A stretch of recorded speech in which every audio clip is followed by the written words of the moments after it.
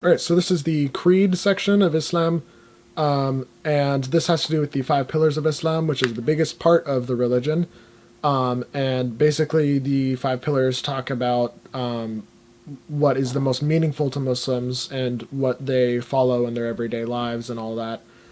So the five pillars are as follows. The first one being the Shahada, which is the declaration of faith. Believe it or not, they are actually different between the Sunni and the Shia versions. This is the Sunni version. I have up here the flag of Saudi Arabia, which has the calligraphy form of the Shahada. But in the Sunni faith, it is written as this in Arabic, and I also have the transliteration and also the translation.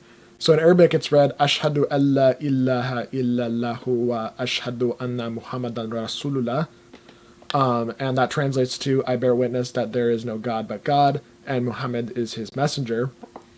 And in the Shia Shahada, they basically extended it a bit to say, Ashhadu an la ilaha illallahu wa ashhadu anna Muhammadan Rasulullahi wa ashhadu anna aliyan waliyullah.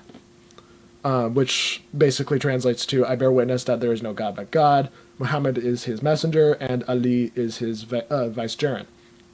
And I've written down here that, or down here actually, trying to get used to this, that the recitation of the creed is a Muslim's biggest moment in life because it is when they officially state their dedication to the faith and officially become a Muslim. Next is Salah, or Salat, depending on the translation, which is prayer. This happens 5 times a day. The first prayer is Fajr, which occurs just before sunrise. The second prayer is Zuhr, which occurs just after midday. And yes, the DH makes a Z sound for some reason. I don't know who decided to transliterate Arabic like that, but lo and behold, here we are. Third prayer is Asr, which is in the middle of the afternoon. Fourth prayer is Mahrib, which is just after sunset, and often right after people eat dinner, usually. And fifth prayer is Isha, which is in the night, often before one goes to sleep. When Muslims pray, they face the direction of the Kabba in Mecca, which is known as the Qibla. That's the direction. The direction they pray is called the Qibla. And the building, the physical building they pray to is the Kabba in the city of Mecca. And I said here that prayer is significant to Muslims because of Hadith Sahih al-Bukhari. And this hadith basically states that Allah wanted Muhammad and his followers to pray to him 50 times per day. Yes, that's right. So basically, naturally, Muhammad told Allah that this was ridiculous, so Allah reduced it to 45 times per day, but Muhammad was still not satisfied, and then had it reduced to 40 times. Eventually, after a lot of bargaining happened, Muhammad was able to convince Allah to reduce it, the amount of prayers per day to only 5, no more, no less, which is still quite a lot, but it is manageable. So that's what Muslims stick with to this day. The third pillar of Islam, that being zakat, is almsgiving. So it's, giving up a certain percentage of your income every year. So at the end of every month in the Islamic calendar, all able-bodied Muslims, so those who are over 18, who make a living, are not sick, and are also not pregnant, are required to give up 3 ounces of gold of their income or more. As the price of gold obviously changes over time, Muslims must convert the price of 3 ounces of gold into the currency of their choice and pay that much in whatever that currency is. So some examples as of the 1st of February 2022, because I made this slide a while ago, 3 ounces of gold is roughly equal to 20,330 Saudi Riyal, and 3 ounces of gold is also roughly equal to 5,419 US dollars. The fourth pillar, Sawm, is fasting, which occurs during the entirety of the Islamic holy month of Ramadan. Since the Islamic and Gregorian calendars do not align, Ramadan starts and ends on different days every year. Muslims are not able to eat or drink anything during sunlight hours except for one exception, and that is that they are allowed to drink only water during sunlight hours and only if they feel thirsty, not when it's unnecessary. If you were to, say, accidentally fall and eat shawarma, it is said that Allah has fed you and you have not broken your fast. And here I have linked a meme that I will show right now. ورحمة الله وبركاته شيخ. مرحبا وعليكم السلام ورحمة الله وبركاته. يا شيخ اليوم بالغلط وقعت أمي شاورما مع زيادة طحينية. نعم. وكمان قطعة تفاح وتقريبا 3 لتر مي. أيه. فمش عارف هل أكمل صيامي ولا أطعمني الله وسقاني. Muslims also cannot consume alcohol, smoke, or have intercourse during this month. And Ramadan ends with the holiday Eid al-Fitr. Like it says here, occurs at the end of the month of Ramadan to celebrate getting through the month and growing closer to God.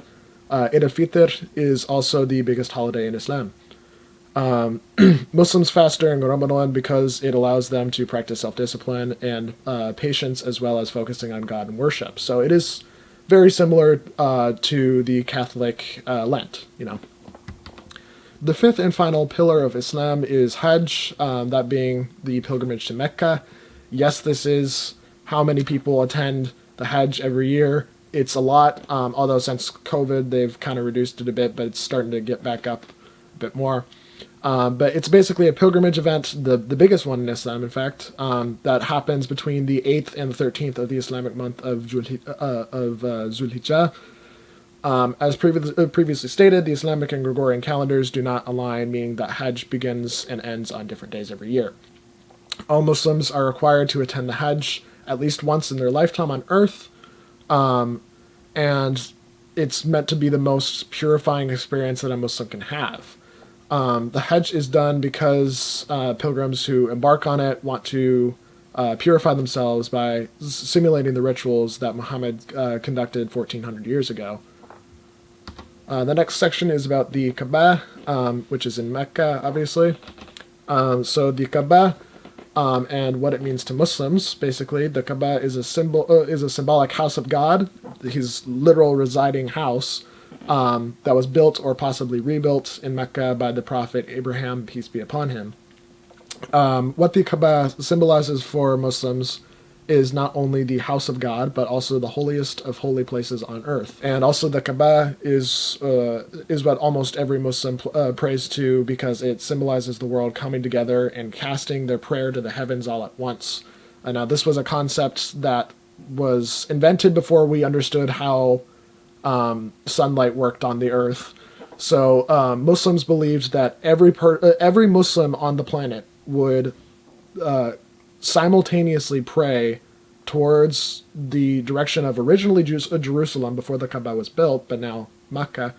And that would sort of like Death Star style conduct like a sort of beam to the city of Mecca, and then that would shoot up to the heavens, basically. That's kind of my best way of describing it. But basically that concept was made when like before we understood how time works on the planet Earth. So we thought that sunlight would just occur for everyone on the planet at the same time, but obviously it doesn't, because the planet is like a globe, obviously. So now we've realized that it is everyone simultaneously praying in the same time zone will be praying to Mecca and casting their prayers up to the heavens, but it's only one time zone at a time, obviously. The last part of this section is about circumambulating the Kaaba. So an encirclement of the Kaaba, also known as a tawaf, is conducted many times throughout the duration of the Hajj pilgrimage, as well as other pilgrimages that take place at the Grand Mosque in Mecca. In this practice, Muslims walk around the Kaaba counterclockwise and often recite words of remembrance for Allah, such as Allahu Akbar, which is the takbir, Alhamdulillah, and Subhanallah. This is done similarly to the rest of the rituals during the Hajj to simulate the rituals that the Prophet Muhammad, peace be upon him, did during his life to purify himself. So yeah, basically that's what I have to say about the Kaaba and circumambulating and all that.